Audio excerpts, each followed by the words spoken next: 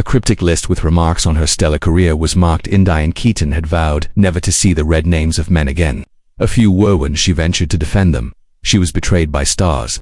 There were also men who attempted to destroy her roles after being rejected. Additionally, there was one love that lasted over 15 years, which made her decide to spend the remainder of her life since males. What names were recorded in that notebook then? And who did Diane Keaton really hate the most before she permanently closed her eyes? Francis Ford Coppola's refusal to accept a common inheritance and create a variance out of everyone who has let Diane Keaton down. Coppola Francis Ford was possibly the most distinctive.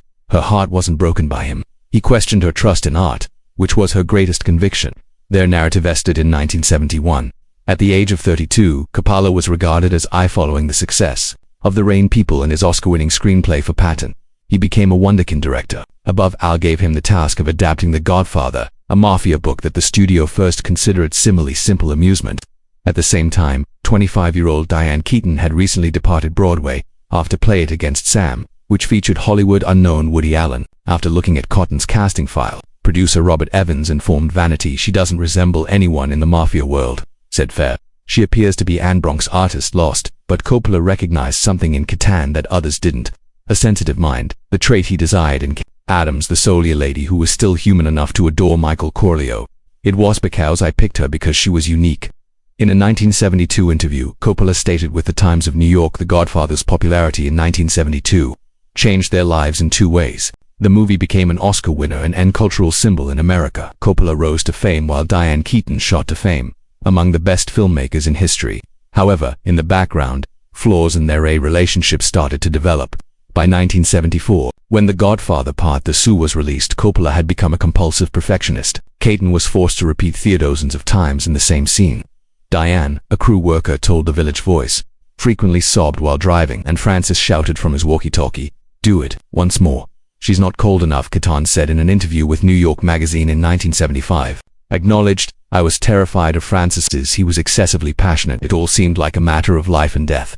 Following the second installment, Keaton publicly stated to the media that she had no desire to go back as Kay. However, Coppola called her over 20 years later. Once more, The Godfather Party was beginning production in 1989.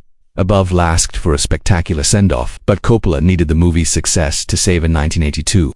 His family's Zoetrope Studios went bankrupt after a heartbreak.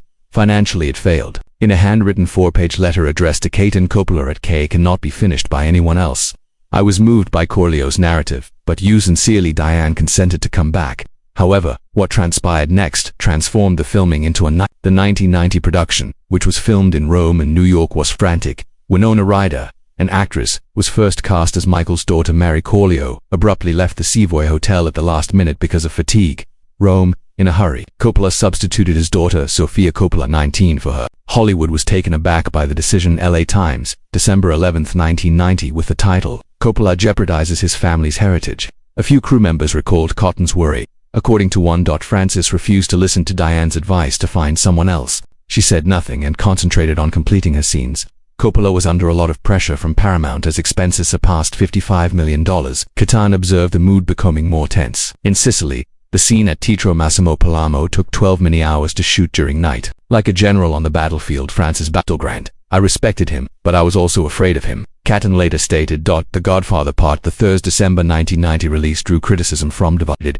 It was hailed as a great finale by some. Others wrote it off as an artistic error." According to the Washington Post, Part 3 feels like a waste of good beat. According to Entertainment Weekly, it was something Coppola shouldn't have done but was unable to do. "Don't do it." Diane Keaton said candidly in a 1992 interview, "I think the film Part 2 should have been the conclusion." That statement went viral.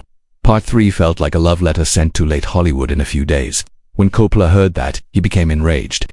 A range of sources remembering that Francis viewed it as treachery. He contacted Al Pacino and described her as unaware of the number of times I prevented her role from being eliminated. Since then, Coppola and Keaton have never spoke once more. They avoided one another for years. The moment The Godfather cast, both of them took the stage together at the 2017 Tribeca Film Festival but didn't look at each other. Photographer Kevin Mazur caught Keaton in the act. As Coppola was honored, they stood motionless and forced a courteous grin. In her 2011, Diane penned a single word about him in her memoir. "Then again, Francis noticed me when I wasn't, and a third person did. However, the cost of trust is borne by all prophets." Those words felt like a thank you and a goodbye. Diane Keaton was her mentor at all times, but also tangible evidence that brilliance can be overshadowed by its own legacy. Regarding Keaton, the partial triumph of Part 3 kept him quiet for almost 10 years. He went back to his vineyard in Ototoa, long way from movie sets is Napa Valley. He brought up Diane in subsequent interviews. Sometimes I referred to people who didn't understand me by name, but never. They were silent until a gap that neither dared to enter. But there are always plenty of folks in Hollywood. Despite their lack of empathy, they are prepared to speak for others. Alec Baldwin was one of them, and he disappointed and irritated Diane Keaton with his tendency to defend women without ever giving them his whole attention. Second, Alec Baldwin's defense of Alan and his transformation into the incorrect symbol in Keaton's size. As Hollywood ignited in early 2018, Diane Keaton, who had long distanced herself from the public eye, was abruptly drawn into the flames of the Neller Me Too movement. Back into the storm. She remained silent this time. For her, someone else talked. Alec Baldwin was that individual. In January 2018, Baldwin made an appearance on his movie Blind, will be promoted on ABC's Good Morning America. When questioned regarding Thea don't believe the allegations made against his longtime buddy Woody Allen Baldwin, he firmly responded, "Charges I think Woody." That seemingly innocuous remark instantly stirred Ferry. The statement, "I believe Woody," quickly rose to prominence as one of the most contentious hashtags on the internet. The headline from Variety read, "Alec Baldwin divides Hollywood," while a statement from The Guardian shattered the Me Too campaign. Ironically, what Baldwin said nearly identically mirrored Diane Keaton's remarks from 4 years prior when she won the 2014 Golden Globes. He openly supported Woody Allen, and now, as he the public brought Keaton back into the discussion by repeating them, from the perspective of that despite neither of their intentions, they ended up supporting Woody Allen in the media. Diane didn't think that Baldwin's support was the issue. He did it by taking over the story, as though he was the only one who could relate to Allen's loneliness. At 60, public crises were nothing new to Baldwin. Over the course of his career, he had been renowned for his anger as well as being hailed as a superb performer, a 2-time 30 Rock Emmy winner and well known for his depiction of Donald Trump. While his wit was appreciated on Saturday Night Live, Baldwin was also well known for his altercation with photographers in Manhattan in 2013, in which he seized Afram shouting in the street to his regular rants on Twitter to photographers' cameras. Baldwin became known as Hollywood's most irrational celebrity. He once appeared on David Letterman's Late Night. "I'm the only one who can ruin myself in 280 characters." They laughed.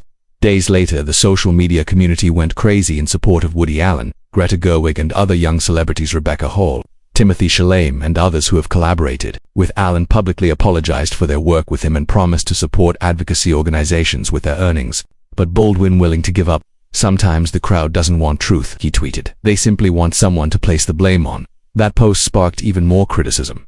He was attacked by many of whom called for boycotts. A reporter from Hollywood, "Baldwin has made himself the loneliest man in Hollywood." Diane Keaton said nothing at all. She didn't comment or do any interviews. However, at a modest event in Los Angeles, a Variety insider claimed that Keaton, "He doesn't understand the price I paid for saying that. I said softly to friends. He now does it again merely to make he looks good." It wasn't resentment. It was a letdown. To Diane, Baldwin symbolized a certain type of Hollywood man who thought he was defending women while still attempting to dominate every discussion. The media continued to cover it. In a lengthy article, The Atlantic called Baldwin a reactive artist who thinks he's always correct until the internet shows him to be wrong.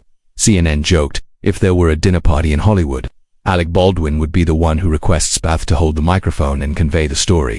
One brief slanted note passed by. "He's not awful. He simply isn't sure when to be quiet." In addition to being eerie about Baldwin, the line also a whole generation of men in Hollywood who had forgotten that quiet is the ultimate symbol of power. Diane Keaton held on to one item through all of the storms, her self-esteem.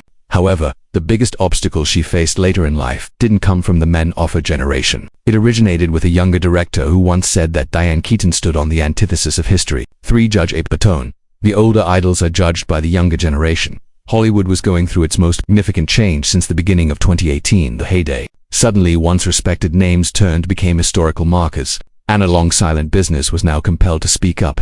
During tremendous turmoil, Diane Keaton, the epitome of loyalty and intelligence, was drawn into a dispute It was all because she believed in an old buddy. Her name appeared in every conversation. Additionally, a younger co-worker named Judge Apatow ignited the spark rather than the general public. By that time, one of Hollywood's best writer-directors was Apatow. He stood for the new wave openly and directly. His movies include Knocked and The 40-Year-Old Virgin. He became the face of contemporary American comedy with Up and Trainwreck during discussion shows. As a voice for younger audiences, he frequently talked about social issues. However, Apatow was the one who publicly chastised Diane Keaton for her comments against Woody Allen for him. that it was inappropriate for a feminist icon to stand up for a contentious person.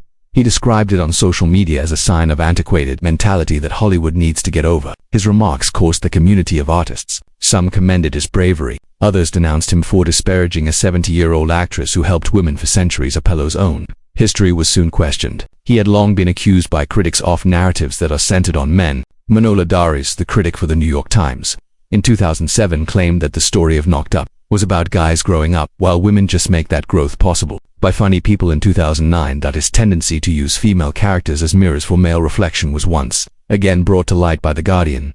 The irony was obvious. Once chastised for his limited perspective on women, the man was now openly criticizing one of the most self-reliant and complex women in Hollywood. According to those close to Keaton, she was sad, not angry. She felt alienated from the world she had aided. Construct. Rather than retaliating, she remained silent. She stopped using social media. Cancelled interviews and stayed out of the spotlight. According to a close acquaintance, she stayed in February of that year. Home in Brentwood, writing things no one else would read, reading and shooting pictures with her vintage film camera. One line caught my attention in her later remarks. I once believed that art was where people were honest. I can see now that everyone wants to know what makes it. Slowly, public opinion changed. Numerous detractors acknowledged that the conflict between Apatow and Keaton represented more than just a difference of opinion. The distance between two Hollywoods was exposed, one that was built up in loyalty as well as privacy. The other thrives on continuous exposure, where even on the opinion, silence might be criticized. That's how Whoopi Goldberg put it. Up flawlessly. Diane Keaton knows how to be a lady without anyone teaching her.